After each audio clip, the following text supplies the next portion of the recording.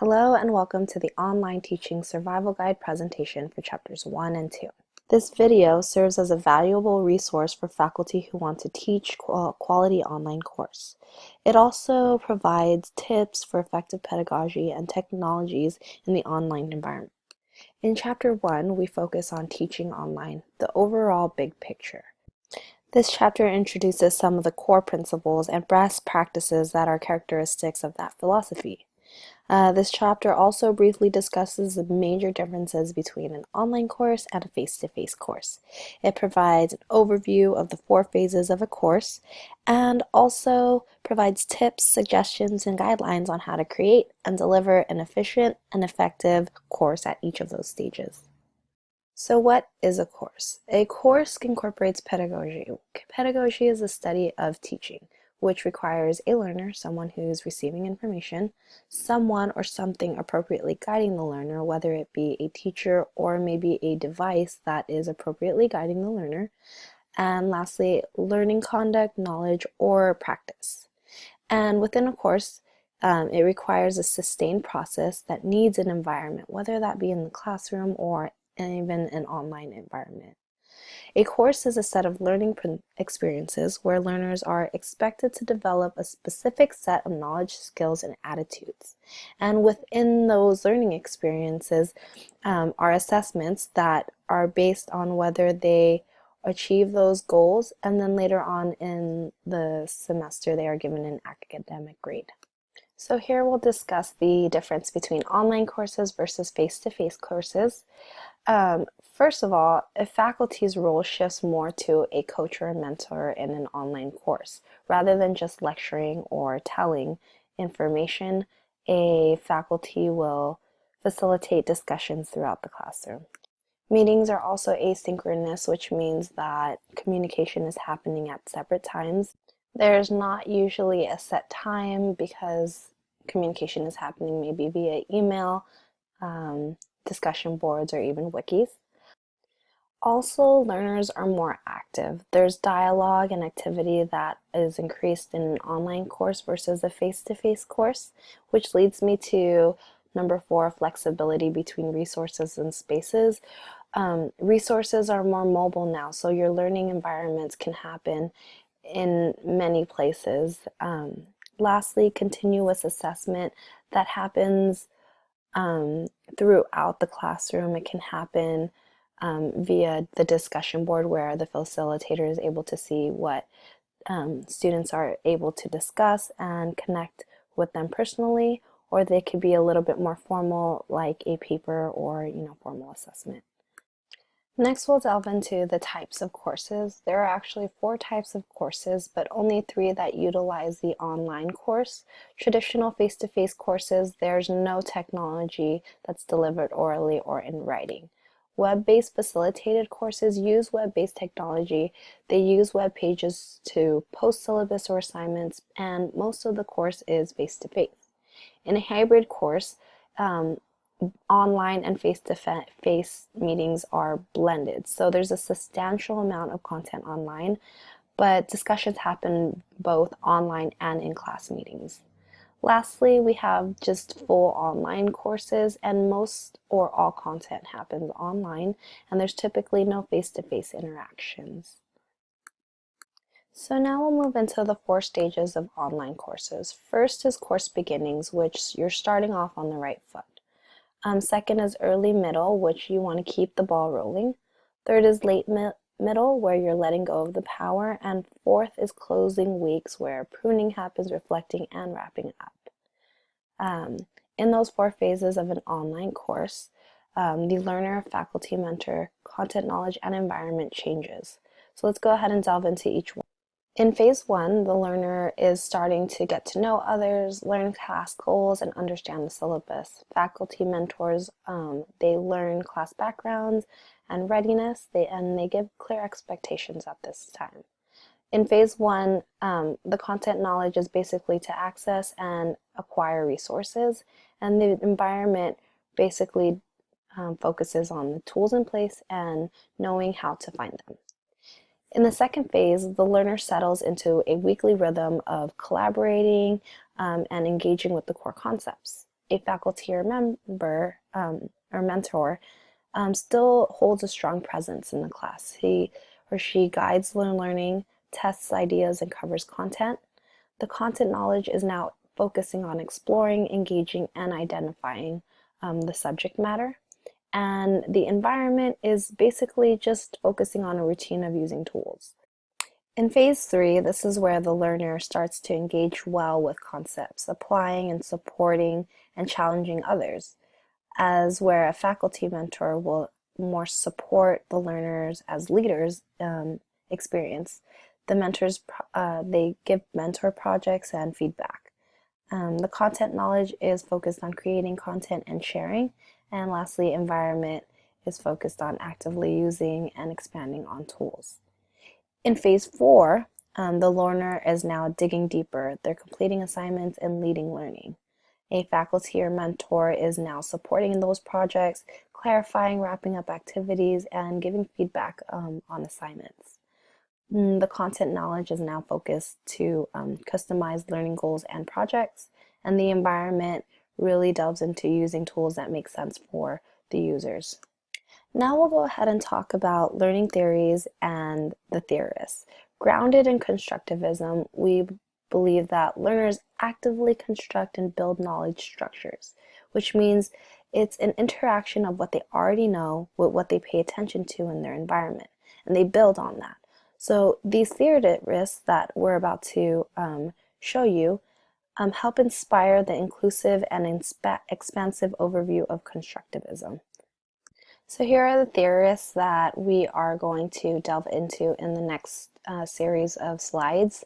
And keep in mind the type of learners that there are and how that transfers into the type of classroom or online course that you are going to teach. First, we have Lev Vygotsky, who was a 20th century Russian philosopher, and he developed the theory of social development. In that theory, he believed that social interaction plays a vital role when developing cognition. Within that was the idea of zone of proximal development, which is a state of readiness for learning. And so there's a level of development attained when children engage in social behavior. Our next philosopher is John Dewey. He was an American philosopher who focused his studies on experimental learning development, which he believed that learners construct new knowledge based on prior learning and that experiences are unique to each learner. So experiences should come through first-hand situations outside of traditional classrooms.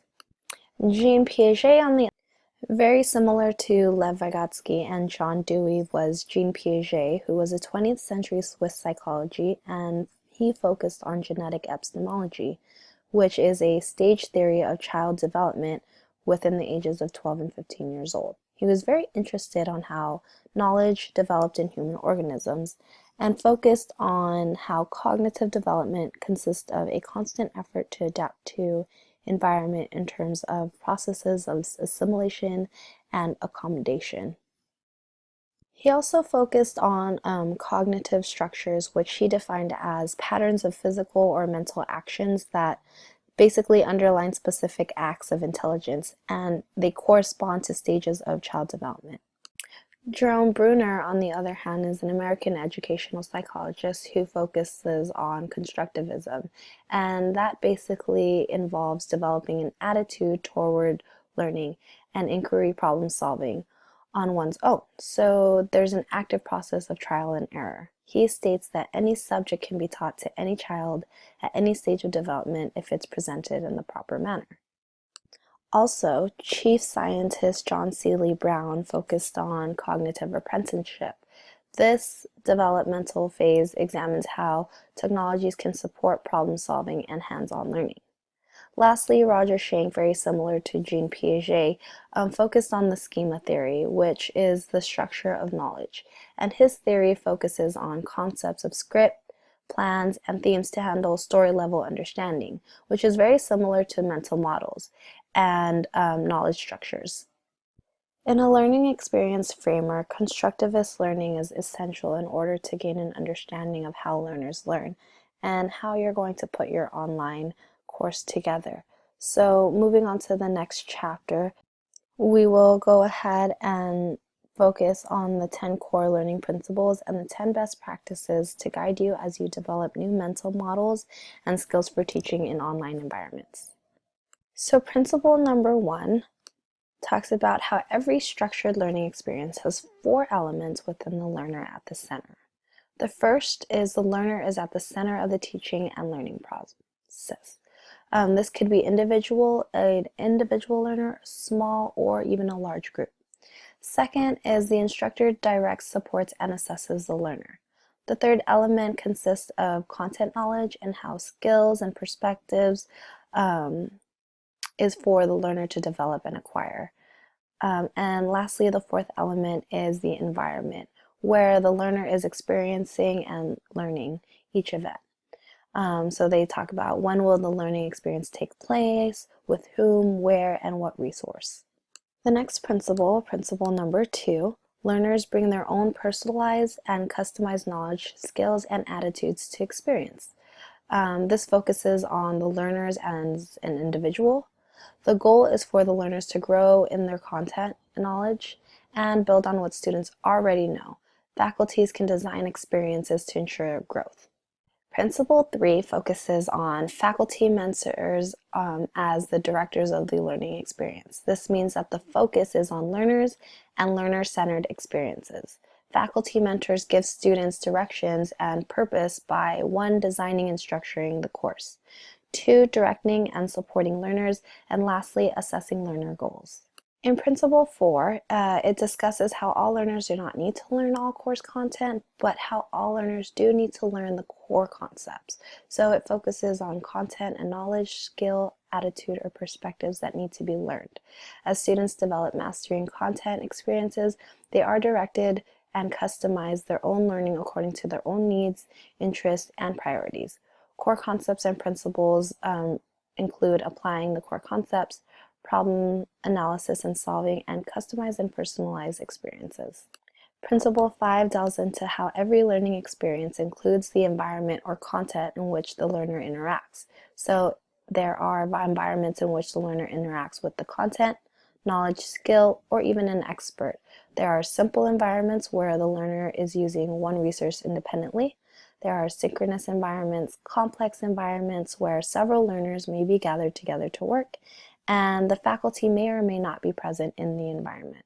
Principle 6 discusses how every learner has a zone of proximal development that defines the space that a learner is ready to develop into useful knowledge.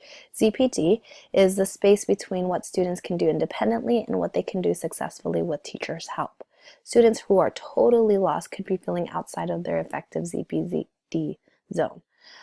They must be alert to students' state of understanding and capabilities on a continuing basis and determine concepts development with student questions, comments, participation, and outputs. Principle 7 focuses on concept formation, which describes concepts that are not words but organized and interconnected knowledge clusters. So basically they talk about concept formations as not a one-time event. There are online tools useful for building concepts, and they provide public forum, engaging learners through discussion, forums, blogs, wikis, journals, and small group work. And then there's also multiple clusters of knowledge that promote the development of more complex and lasting knowledge. Principle 8 delves into differentiated learning, where different instruction is required for different learning outcomes. All instruction is not equal, and that different types of instructions are required for different learning outcomes. So what knowledge instead of skills, attitudes, and perspectives do you want your students to develop competence in by means of instructional experience of a particular course or program? Once this is answered, the task of it is to design the teaching and learning events to accomplish these goals. Principle 9 focuses on how the more time on task a student is, the more learning is going on, because students that spend more time interacting and creating information will be more accomplished and confident. We'll go ahead and move to Principle 10, which focuses on how we shape our tools and our tools shape us. Learning tools do make a difference, and that is because these tools have dramatically changed the traditional communication patterns between a teacher and a student. So hopefully these 10 core learning principles help to guide you in the design of your online course and the delivery of your course. Thank you.